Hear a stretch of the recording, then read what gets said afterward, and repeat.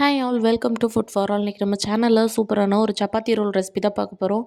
வாங்க எப்படி பண்ணுறதுன்னு பார்க்கலாம். அதுக்கு ஃபஸ்ட்டு கொஞ்சமாக சோயா பீன்ஸ் எடுத்துகிட்டு அதை தண்ணியில் ஒரு 5 நிமிஷத்துக்கு பாயில் பண்ணி எடுத்துக்கலாம். இப்போ அதுக்கு தேவையான வெஜிடபிள்ஸ்லாம் எடுத்துக்கலாம். நான் இன்றைக்கி முட்டைக்கோஸ், கேரட், ஒரு பாதி கேப்சிகம், ஒரு பாதி ஆனியன் எடுத்திருக்கேன். கூடவே ஒரு லெமன் எடுத்திருக்கேன். இப்போ இது எல்லாத்தையும் நல்லா ஃபைனாக சாப் பண்ணிக்கலாம். இந்த மாதிரி நல்லா ஃபைனாக கட் பண்ணி வச்சுக்கோங்க.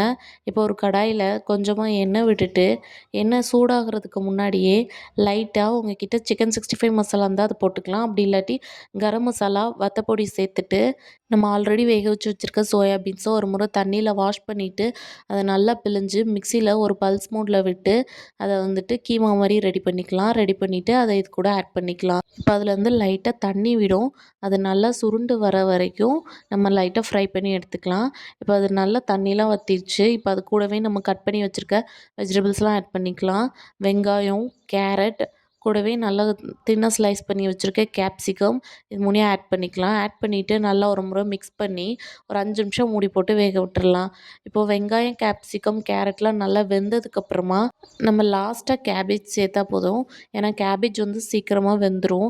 அதனால் ரொம்ப முன்னாடியே சேர்த்தணும். அதுலேருந்து நிறைய தண்ணி விட்டு கொஞ்சம் சதன்னு ஆயிரும். இப்போ நம்ம லாஸ்ட்டாக கேபேஜ் சேர்த்துட்டு ஒரு 2 நிமிஷம் மட்டும் அப்படியே மூடி போடாமல் நல்லா ஃப்ரை பண்ணி விட்டு இதில் கொஞ்சமாக சாட் மசாலா சேர்த்துக்கலாம். சாட் மசாலா ஆப்ஷனல் தான். நீங்கள் இருந்தால் சேர்த்துக்கலாம், இல்லைன்னா விட்டுறலாம். இது கூடவே லைட்டாக பெப்பர் பொடியும் சேர்த்துட்டு ஒரு பாதி லெமனை அப்படி மேலே புழிஞ்சு விட்டுறலாம். லெமன் சேர்த்ததுக்கப்புறமா ரொம்ப நேரம் அடுப்பில் வச்சுருக்காம அதை லைட்டாக ஃப்ரை பண்ணிவிட்டு ஆஃப் பண்ணிடலாம்.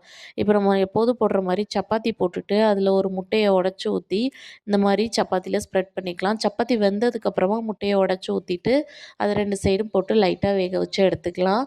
சப்பாத்தி வேகிறதுக்கு முன்னாடியே முட்டை போட்டிங்கன்னா சப்பாத்தி உள்ளே வெந்திருக்காது. இப்போ 2 சைடும் நல்லா வேக வச்சு எடுத்துடலாம். ஒரு சைடு முட்டை அப்ளை பண்ணால் போதும். இப்போ நல்லா வெந்துருச்சு. அதை ஒரு பிளேட்டில் மாற்றி எடுத்து வச்சிடலாம். நான் வந்துட்டு இன்றைக்கி இதில் ரெட் சில்லி சாஸ் சேர்க்குறேன். நீங்கள் ரெட் சில்லி சாஸ் இல்லைன்னா டொமேட்டோ கெச்சப், மயனைஸ் எது வேணாலும் சேர்த்துக்கலாம்.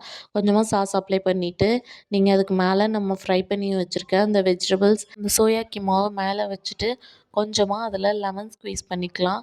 இப்போ இதை நல்லா ரோல் பண்ணிவிட்டு நீங்கள் சர்வ் பண்ணலாம். இது யூஸ்வலாக மைதாவில் அந்த பரோட்டா மாதிரி இருக்கும், அதில் பண்ணுவாங்க. ஆனால் நம்ம இன்றைக்கி கோதுமை மாவில் பண்ணியிருக்கோம். இது ஒரு healthier version, rich in protein. கண்டிப்பாக எப்படி இருக்குன்னு செஞ்சு பார்த்துட்டு கமெண்ட்ஸில் சொல்லுங்கள். நம்ம சேனலை மறக்காமல் சப்ஸ்கிரைப் பண்ணிக்கோங்க.